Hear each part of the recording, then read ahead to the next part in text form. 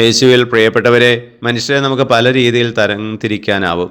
ഇന്നത്തെ വചനത്തിന്റെ പശ്ചാത്തലത്തിൽ തരംതിരിക്കുമ്പോൾ ഒരു കൂട്ടര് വളരെ സ്വാർത്ഥതയോടെ സ്വന്തം കാര്യം മാത്രം നോക്കി ജീവിക്കുന്നവര്, രണ്ടാമത്തെ കൂട്ടര് നിസ്വാർത്ഥ മനോഭാവത്തോടെ മറ്റുള്ളവരുടെ ആവശ്യങ്ങൾ സാധിച്ചു കൊടുത്ത് ജീവിക്കുന്നവര്. ആദ്യത്തെ കൂട്ടർ സമൂഹത്തിന് ബാധ്യതയാണ്, രണ്ടാമത്തെ കൂട്ടർ സമൂഹത്തിനൊരു മുതൽക്കൂട്ടാണ്. പ്രിയപ്പെട്ടവരെ, ഇന്നത്തെ വചനം നമ്മളോട് പറയുന്നത് സ്വന്തക്കാരുടെ, നാം ആയിരിക്കുന്ന കുടുംബത്തിൻ്റെ, സമൂഹത്തിൻ്റെ, പ്രദേശത്തിൻ്റെ, സംസ്ഥാനത്തിൻ്റെ, രാജ്യത്തിൻ്റെ ആവശ്യങ്ങൾ സ്വന്തം ആവശ്യമാണെന്ന് മനസ്സിലാക്കി അത് സാധിച്ചു കൊടുക്കുന്നില്ലെങ്കിൽ അവരുടെ വിശ്വാസം അവർ പരിത്യജിച്ച അവസ്ഥയിലാണ് ജീവിക്കുന്നത്.